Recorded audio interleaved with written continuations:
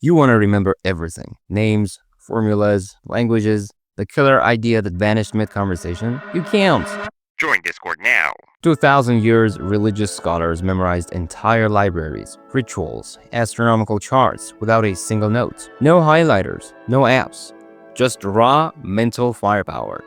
And their secret is a memorization system so potent it turned monks into human hard drives. And today, it can make you a learning machine.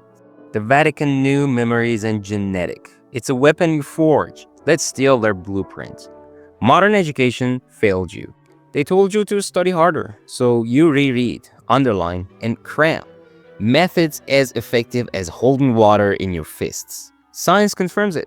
Within 24 hours, we forget 70% of what we learned. Damn! However, the ancients faced a deadlier stakes. They couldn't afford losing a sacred text, so they weaponized memory. In 80 BC, a poet named Simonides escaped a collapsing banquet hall. Bodies were crushed beyond recognition, until he recalled where each guest sat. This birthed the method of loci or loci or however the fuck it's pronounced, linking memories to physical spaces. The Vatican took this further. They didn't just memorize, they built mental cathedrals. Your brain evolved to navigate spaces and feel emotions, not digest bullet points.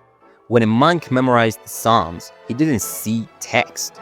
He walked through a garden where verses bloomed as roses, their thorns sharp with warnings. To learn like them, you must become an artist, architect, and storyteller, not a student. And this is your step one. Paint with your eyes closed, and it's the monk's visualization trick. The rule is, if it doesn't spark emotion, it won't stick. Monks memorized the scripture by turning verses into vivid scenes. Blessed are the meek became a trembling lamb facing a lion, who then bows and bows and bows and bows. Now your turn. Need to remember photosynthesis? Picture a sunburnt leaf drinking light through a straw, burping oxygen bubbles. The more stupid, the better. Next time you hear a name, imagine the person wearing it literally. Let's say you meet some guy named Mr. Carpenter. See him hammering his own forehead. And in the comments tell me, what would you imagine for Miss Bra? Anyway, your brain discards normal. It craves weird. Here is number 2. Build a palace in 60 seconds. Your childhood home is a memory vault. Assign facts to rooms, like front door is Newton's first law. Imagine slipping on a banana because gravity. Duh. Or kitchen table. Your presentation's opening stats. Plates shaped like pie charts, Or a bedroom and vocabulary words. A meticulous spider knitting a perfect web. Walk through this palace daily. Within a week, you will start seeing knowledge. And here's a pro tip. Use routes you take often. Commutes, gym routines, as mental scaffolds. And 3, the 2-minute recall duel. Monk-approved active recall. Medieval scholars didn't highlight, they recited.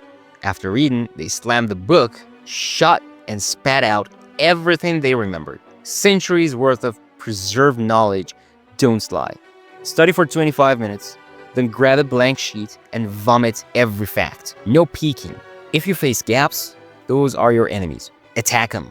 And number 4, spend time with spaced repetition, the forgotten rhythm. Spend 5 minutes daily drilling flashcards.